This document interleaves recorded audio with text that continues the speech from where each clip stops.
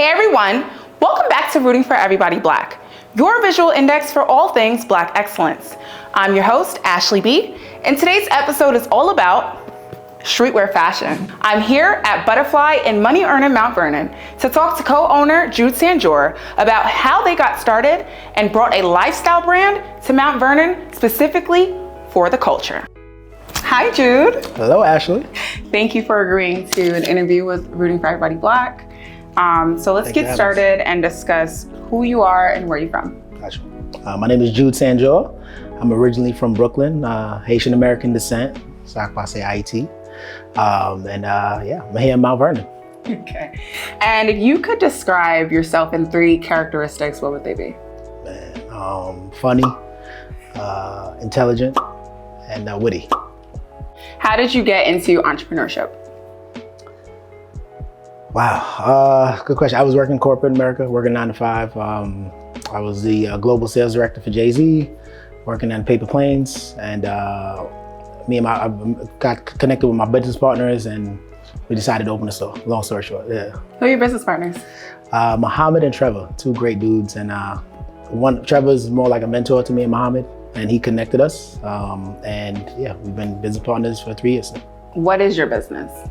Buttafly. It is a streetwear and clothing boutique and a lifestyle boutique located in Mount Vernon, New York. Okay.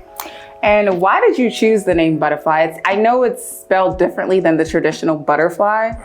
Talk to me about that. Well, I mean, trademark attorneys definitely tell you can't use the original spelling of butterfly, right? So you have to kind of be creative. But there's a short and a long answer to that. So the short answer is Buttafly. It's like old school New York slang. Butter is like saying like kind of fly, and then fly is also saying fly. So that's the short of it all. But then the long answer is really, we want everybody to come in here as that caterpillar and evolve into a butterfly. So you come in, you pick out a great outfit, you cocoon yourself, and then you leave here as that butterfly. That is so cute. I like that.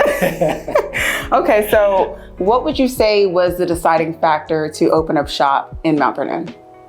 We looked at the geographical landscape and realized there wasn't a boutique at this level in Mount Vernon. There were other sneaker stores, more like chain stores, and I'm not gonna give them any free promo, so I won't mention it.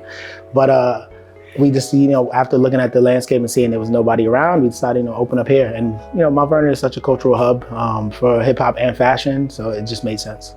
And what type of stuff do you sell in here? I know you guys are gonna see the hats behind me, but what else do you guys sell? Man, we got everything from New Balance to New Era, of course, purple brand, Subi, Diet Starts Monday, BBC, Pharrell's brand. What are these what do they sell? For the people who don't know, obviously. Also, New Balance is one of the biggest sneaker brands on the planet. I hope people know what it is. Jeez. Then you have New Era, which is also one of the biggest headwear companies on the planet. They're also branching into apparel.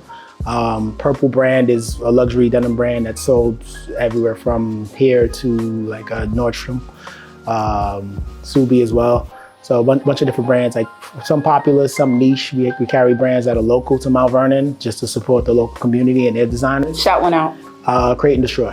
Okay. Yeah, Rise Visions as well. So yeah, okay. 2 of them. Yeah. Okay. And how do you, talk to me about like how you get these items in your store? What's the process with that?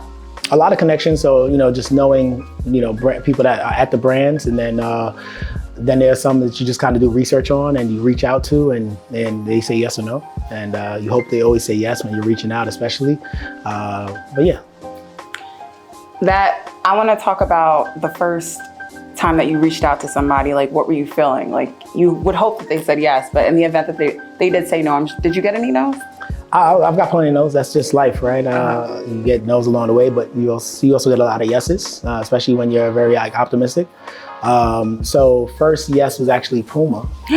So I had a connection with somebody at Puma for quite some time from another retailer that I worked for before having my own space. And I reached out and told them the concept and showed them a rendering of what it would look like, and they agreed. Yeah, awesome. So shout out to Puma, yeah. Shout out to Puma. Okay. Opening day. When did you open and what was that like? Well, officially we opened in April, soft opening. April. In 2021. Okay. But the conception of the brand started back in 2020, somewhere around August or September. So me and my partners kind of got together, checked out the space. People will not believe this, but this used to be a 99-cent store.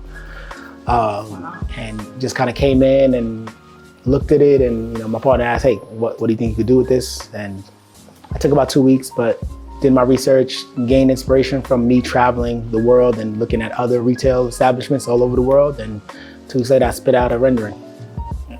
And I would have never thought that this was a 99-cent store. You guys have marble, white floors. It looks very modern in here. Yeah, that was definitely the key. Just offering, well-lit store, white.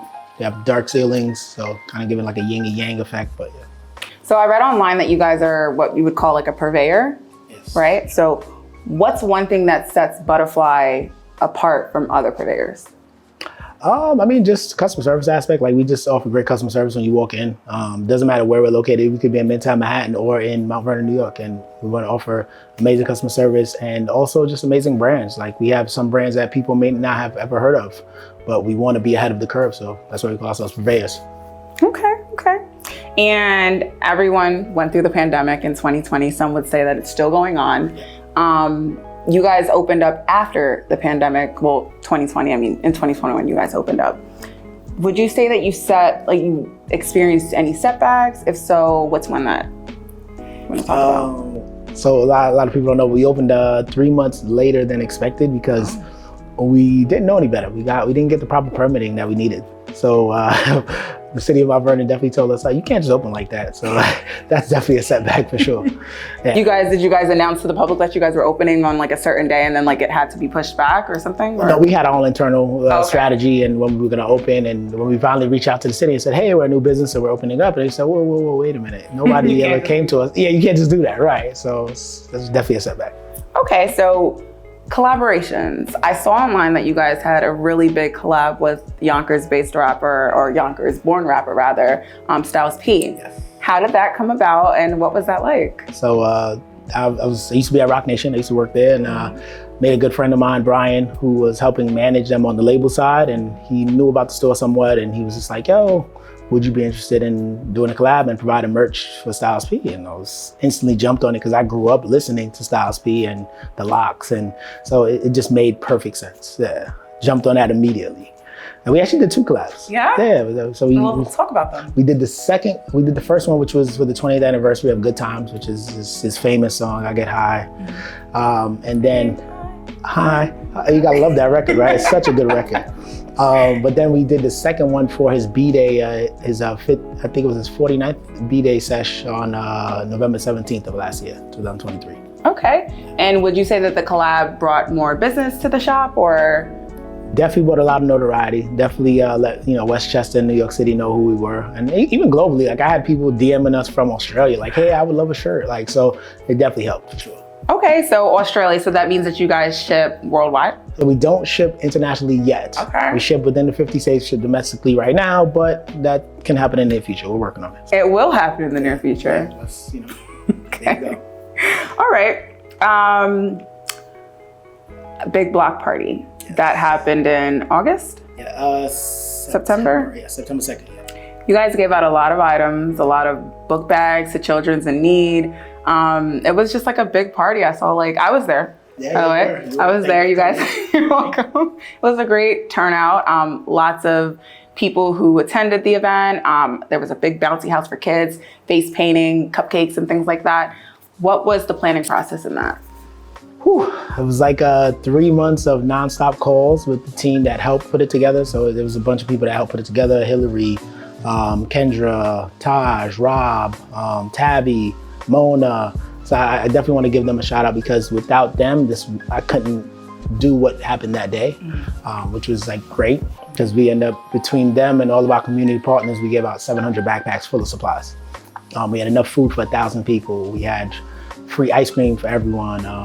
We had 3 bouncy houses on the block, face painting. We had people pull up with cars that had PlayStations in them. And it was just dope, man. It was super dope. Is that something that you want to keep going every year, or is that just like a one-time thing? Part 2 is definitely coming this year. Part 2 is coming? It's definitely coming, yeah. We just like confirmed the date and everything, so part 2 is definitely coming. Yeah. Can you share the date? Yeah, sure, August 31st. August 31st? Yeah, so Labor Day weekend, we'll definitely be doing it, yeah. Okay, and I think it's gonna be an even bigger turnout because You know, like I said, it was a lot of people here. They saw what you guys were giving out. It's for the community. You seem to be for the people. That's awesome. Okay, so lastly, the goal of my series is always to uplift and, you know, bring the people who are behind you up with you, right? So if you could share one piece of advice to aspiring entrepreneurs, what would it be? It's not an easy ride. Don't think it's an easy ride. It's definitely a tough ride. You have to make a lot of sacrifices. And I know people hear that and they think, oh yeah, you have to make sacrifices.